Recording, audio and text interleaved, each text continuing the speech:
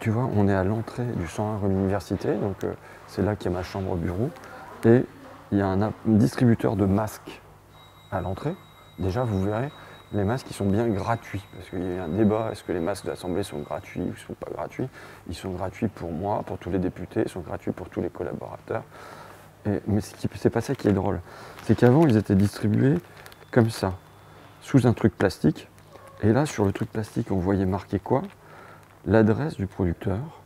Et c'est marqué Dongtang Road, Zhengzhou Town, Shangzhou, Jiangsu, China.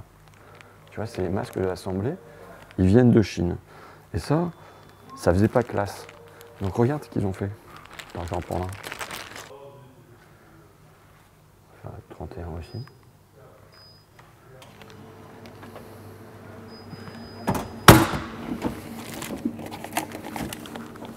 Comme ça, maintenant c'est comme ça. C'est dans une enveloppe.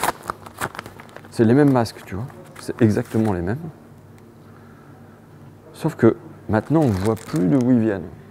Ça veut dire que il y a des petites mains à l'Assemblée nationale qui prennent les paquets comme ça, qui prennent les 10 masques, qui les foutent à l'intérieur des enveloppes blanches pour plus qu'on voit que ça vient de Chine. Mais le problème, c'est pas qu'on le voit ou qu'on ne le voit pas, c'est que ça vienne de Chine. C'est comment ça se fait qu'on n'a pas une souveraineté, ne serait-ce que sur les masques, tu vois. Donc il ne s'agit pas de le cacher, il s'agit de se demander comment on le transforme. Mais je trouve ça amusant. On a fait la petite recherche sur les services qui mettent les masques sous enveloppe. Ils étaient un petit peu mal à l'aise pour répondre à nos questions. Mais alors qui est-ce qui le fait? Je serais plutôt pour qu'on affiche franchement que ça vient de Chine, qu'on l'assume, qu'on le dise, mais qu'on fasse tout notre possible pour retrouver cette production ici, plutôt qu'on le cache dans des enveloppes, quoi. Voilà. Et puis ça, on va aller le dire à la tribune de l'Assemblée nationale et on va voir ce qui nous est répondu. Je vais livrer une petite anecdote de notre quotidien à l'Assemblée nationale. Depuis la crise sanitaire, se sont installées des machines dans nos couloirs où, avec notre badge, on peut faire un petit clic et tombe un paquet de masques.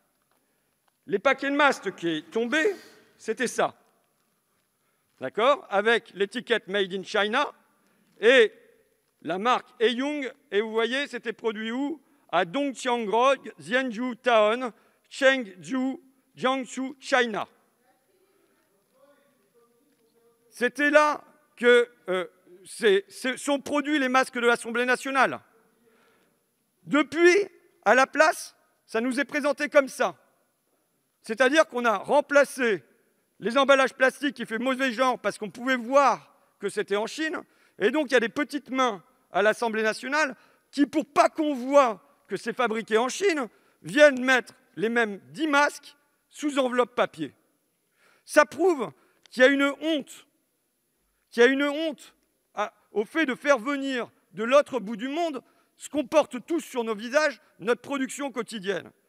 Ma question est donc, qu'est-ce que vous allez faire pour que demain, ça ne se produise pas à l'autre bout du monde avec du transport par porte-container, puis du transport par camion? Et à la place de cacher les choses dans une petite enveloppe, le mieux serait de l'admettre, de l'afficher, mais de lutter franchement contre ce grand déménagement du monde.